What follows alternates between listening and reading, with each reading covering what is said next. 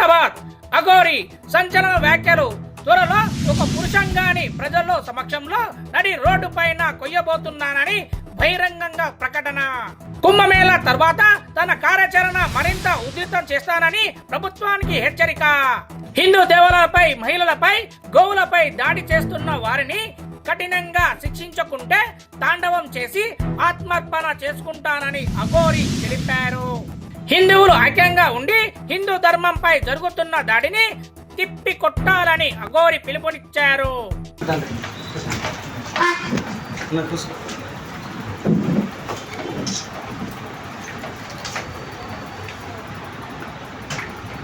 అందరు బాగున్నారా?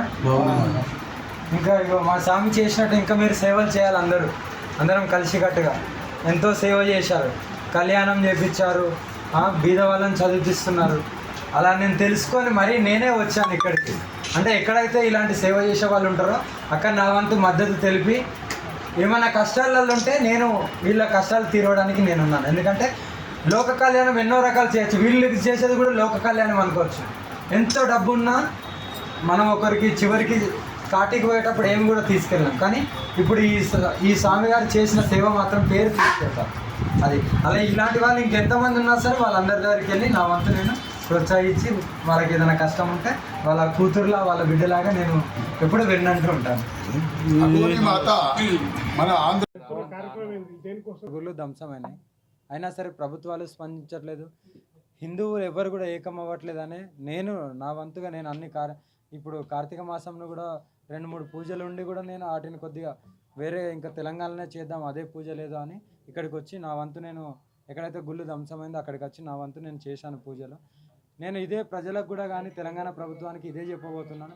అందరం కలిసికట్టుగా మన ధర్మాన్ని కాపాడుకుందాం, ఆడపిల్లలను కాపాడుకుందాం, గోహత్యను ఆపుదాం. ఈ 3 జరగని పక్షంలో నా వంతు నేను తాండవం చేసి ఈ దేహాన్ని కూడా వదిలిపెట్టబోతున్నాను.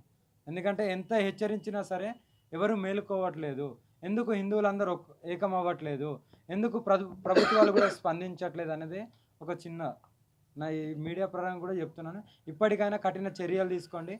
ఎవరైతే ఆ గుళ్ళు ధ్వంసం చేసినో ఎక్కడున్నారో ఏమున్నారో వాళ్ళ అసలు ఎక్కడుంటారు, వాళ్ళకు ఏమైనా శిక్ష చేసినా లేదా ఏ ప్రజలకు కూడా అసలు ఇప్పటివరకు తెలియదు. ఎందుకు ఇట్లా చేస్తున్నా? నేనే ధర్నా చేద్దాం అనుకున్నా, కానీ ఈ కార్తీక మాసం పూజల వల్ల అఘోరులు కూడా చాలామంది వస్తున్నారు. మేము ఆ పూజలు ఉన్నాయి దానివల్లనే నేను ఇంకా ఏం చేయలేకపోతున్నా.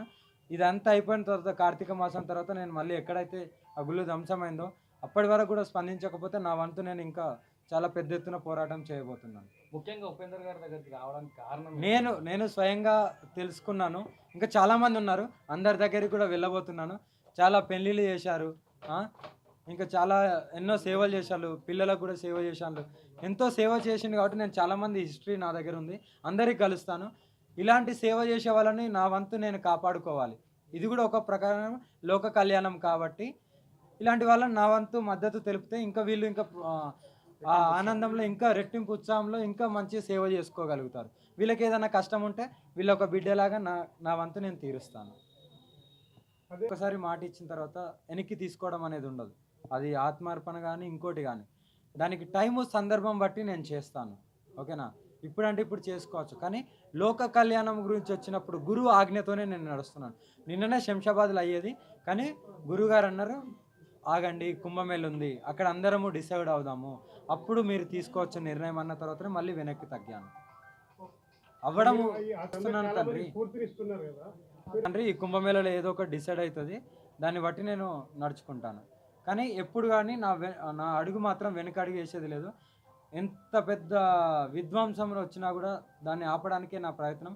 ఎంతమంది అడ్డుకున్నా, ఎంతమంది ఇంకా ఎన్ని విమర్శలు చేసినా కూడా వెనక్కి అడిగే ప్రసక్తే లేదు. ఆడపిల్లని ఎవరైనా చెయ్యి వేస్తే అంగం కోసి, ఈ మధ్యలో ఒక అంగాన్ని కొయ్యబోతున్నాను, ఒక పెద్ద ఎత్తున జరగబోతుంది. అంగాన్ని కోసి మీరందరూ చూస్తుండగా నేను నడి రోడ్డు మీద పెడతాను. ఇది హెచ్చరికగానే. దేశంలో ఒక సనాతన ధర్మం కోసం, ఒక హిందుత్వం కోసం, దేవీ దేవతల పైన, గుళ్ళ పైన జరుగుతున్నటువంటి మన కూల్చడం కానీ, మరియు బాలికల పైన అత్యాచారాలు కానీ, గోవధ చేసేటువంటి వారికి హెచ్చరికగా మన తెలంగాణలో విస్తృతంగా పర్యటిస్తూ మన హిందూ జాతి అంతా మేల్కొల్పుతుంది. ఇలాంటి ఒక ధర్మకర్త దేవదూత మన దగ్గరికి వచ్చి మనల్ని ఇంకా మేల్కొల్పుతుందంటే మనం ఇంకా మేల్కోకపోతే అది మన తప్పుగా భావించాలి. గతంలో మన తెలంగాణలో 6 దేవాలయాలలో విధ్వంసాలు జరిగినాయి. ఇప్పటికి కూడా ప్రభుత్వం కానీ ప్రజలు కానీ స్పందించిన దాఖలాలు లేవు. కాబట్టి దయచేసి మనము మన ధర్మాన్ని అభివృద్ధి చేసుకోకుండా పర్లేదు, మన ధర్మాన్ని కాపాడుకుంటే చాలు. ఎందుకంటే అన్ని మతాల లెక్క మన మతము విస్తృతపరుచుకునే అవకాశం మనకు అవసరం లేదు. ఎందుకంటే మన మతము చాలా పెద్దది. హిందూ దేశంలో భారతదేశము పుణ్యభూమి, కర్మభూమి, యోగ భూమి మరియు యుద్ధ భూమి. ఇలాంటి పుణ్యమైన భూమిలో మనం జన్మించడం అనేది మన పూర్వజన్మ సుకృతంగా భావించి ఇలాంటి అఘోరీలు వాళ్ళు జీవితాన్ని త్యజించి దైవ చింతనతోటి ఆధ్యాత్మిక చింతనతోటి మనకు ఈ హిందుత్వ ధర్మాన్ని నేర్పుతూ సనాతన ధర్మాన్ని నేర్పుతూ దేవీ దేవతలను కాపాడుతూ మనకు ఒక రక్షణగా నిలుస్తున్నారు. కాబట్టి మనం కూడా మన వంతుగా ఈ అమ్మవారికి మనం తోడ్పడాలని కోరుకుంటున్నాను. అమ్మవారు మా గురించి తెలుసుకొని నేను చేసిన బీద జంటల వివాహాలు కానీ శ్రీమంతాలు కానీ మరి బీద విద్యార్థులు చదువుల కోసం చదివించే అవన్నీ విషయాలు తెలుసుకొని మిమ్మల్ని కలవాలంటే అమ్మ మీరు మమ్మల్ని కలవడం కాదు, మేమే మిమ్మల్ని కలవాలి. అది మాకు భాగ్యము, మా పూర్వజన్మ సుకృతంగా మేము భావిస్తున్నాము. మీరు తప్పక మేము స్వాగతిస్తాం, మీరు రావాలని చెప్పి కోరినాము. ఈ మాత అఘోరి మాత చేసేటువంటి ఈ కార్యక్రమము సఫలీకృతమై మన హిందూ దేశం, మన తెలంగాణలో ఆంధ్రప్రదేశ్లో ఉన్న హిందువులందరూ జాగృతై మన దేవీ దేవతలను మన దేవాలయాలను కాపాడుకొని మన హిందూ ధర్మాన్ని కాపాడాలని చెప్పి మనసావాచ్యం మీ అందరినీ మరొకసారి ప్రాధేయపడుతూ ఈ అఘోరి మాత చేస్తున్న ఉద్యమానికి మనం కూడా చేతునిచ్చి ఇంకా ప్రోత్బలాన్ని ఇచ్చి చేతునివ్వాలని చెప్పి కోరుకుంటున్నాను.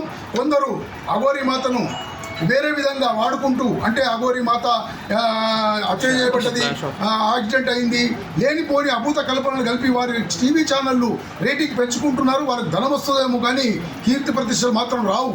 ఎందుకంటే ఒక మంచిని చూపించినప్పుడు మంచినికి మనం సపోర్ట్ చేస్తే ధర్మంకు సపోర్ట్ చేసినట్టుగా భావించాలని చెప్పి కోరుతున్నాను.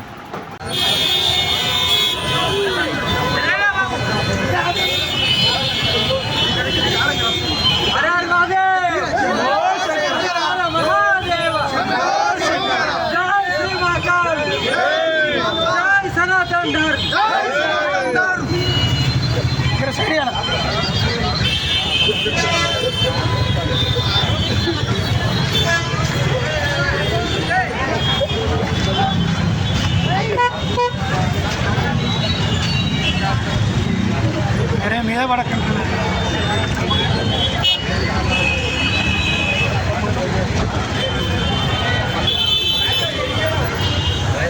అనుకుంటా